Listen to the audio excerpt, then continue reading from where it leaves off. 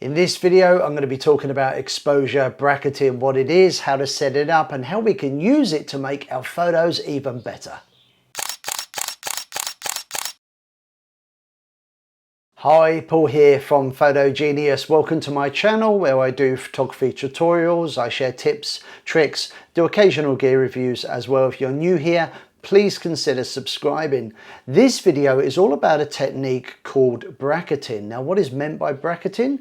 Well, this is a very useful technique where we take multiple exposures of the same subject using different camera settings. Now, this is very useful when it's difficult to get a really good balanced exposure with just one image, or when the lighting is very tricky. It's very popular with landscape photographers and also photographers who like to blend multiple images or create maybe HDR images using software like Photoshop or Lightroom. And we're going to take a look at that as well later in the video.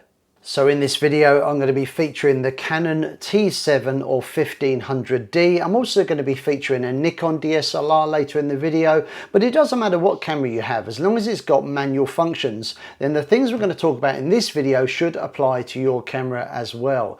The key thing here is that we're getting out of auto, which is what this channel is all about. The Photo Genius channel is all about taking control of the camera so you can take better photos. Now, bracketing is a technique that was often used by film photographers as a way of trying to ensure that they nailed the shot. Now, what do I mean by this? Well, some of you may be too young to have ever used a film camera, but I've got one here. This is a film camera. These, of course, are digital cameras, and there are some big differences between these cameras. And one of the most obvious ones is there's no LCD screen. So with a film camera, when you take a picture, you don't get to see the results straight away. In fact, you don't get to see them until the images are printed out at a later date. So let's just imagine for a moment the pressure of being maybe a wedding photographer whose job it is to capture amazing moments, those one-off moments. He's got to nail it every time, but there's no way of checking your images on the go. So to ensure you nail the shot as a film photographer, you would often use the bracketing technique, and this involves taking 3 separate exposures, usually using a light meter like this one. The first exposure, or the first image, the idea is for this image to be balanced. For the second image, we would go slightly overexposed for a brighter image, and with the third image, we would aim for a slightly underexposed image or a darker image. Now, the idea is between these 3 images, one of them is going to nail the exposure. So bracketing for film photographers was a bit like an insurance policy. Now, most digital cameras have automatic exposure bracketing built into them, and in a moment I'm going to show you how to set this up.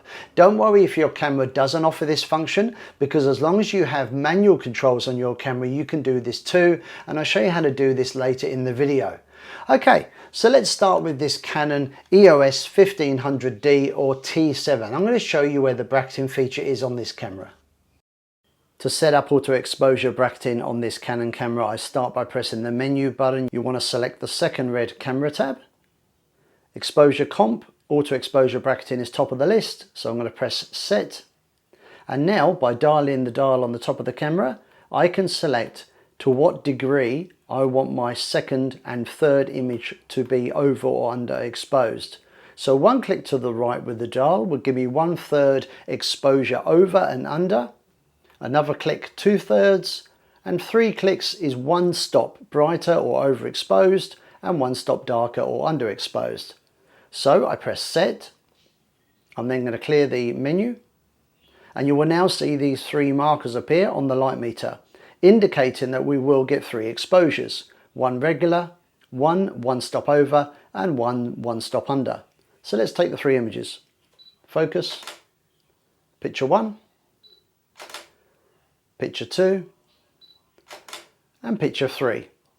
And if we play back the images, you will see this is the third image, which is 1 stop overexposed. The second is 1 stop underexposed, and this is our normal, well-balanced exposure. Now, auto exposure bracketing will remain on until you turn it off. So when you're done, press menu, press set to select, move the dial to the left this time, and press OK to set. And now we are done.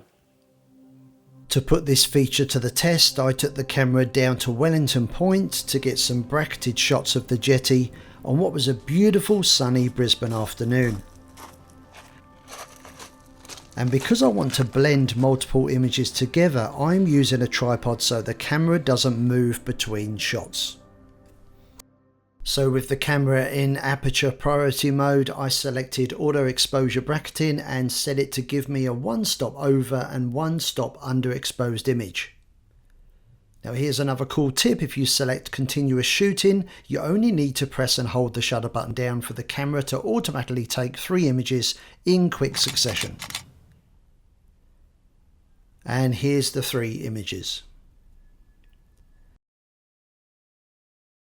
Now if you choose to use a different camera mode, here I'm selecting shutter priority, you will see AEB still remains on. So with my images taken, it's back to the office to put them into Lightroom, and let's take a look at our 3 images. This first one is the original balanced shot, this is the underexposed image, and of course this is the overexposed image.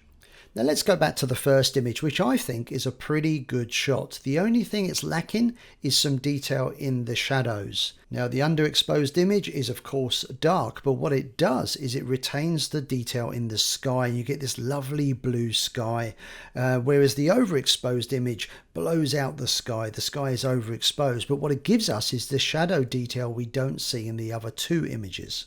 Now, of course, whilst I could edit these images independently, what I want to do is show you how easy it is to merge all 3 images to create an HDR or high dynamic range image. So I begin by selecting the images I want to merge. I go up and choose the photo option, select photo merge, and then select HDR. So Lightroom gets straight to it and provides us after a few moments with a preview image. So I'm happy with the preview, so I click on merge, and after a few moments a brand new HDR image is created and added to the Lightroom library.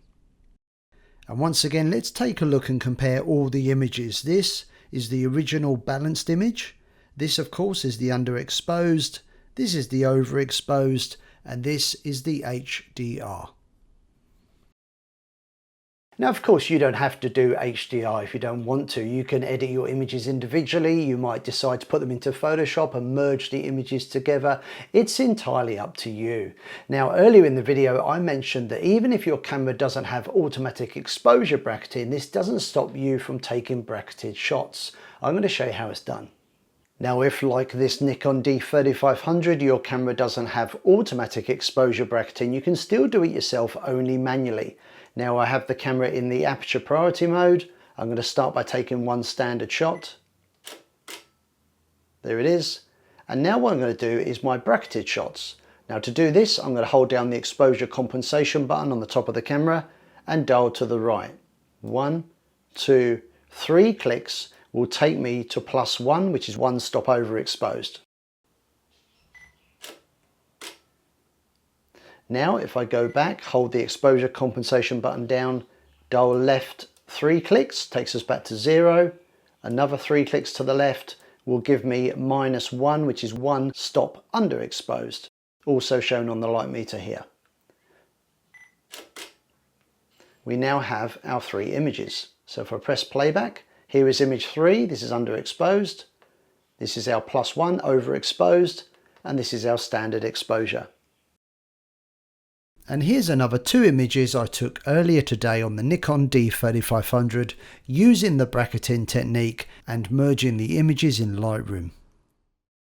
So I really hope you enjoyed this video. If you did, please give it a thumbs up because it really helps the channel. You can leave your comments below, you can share the video with others, and if you're not already subscribed and you want to learn how to take better photos with your digital camera, please consider subscribing because I put out new videos every single week. You can also follow us on Instagram. Thanks for watching. See you next time. Bye.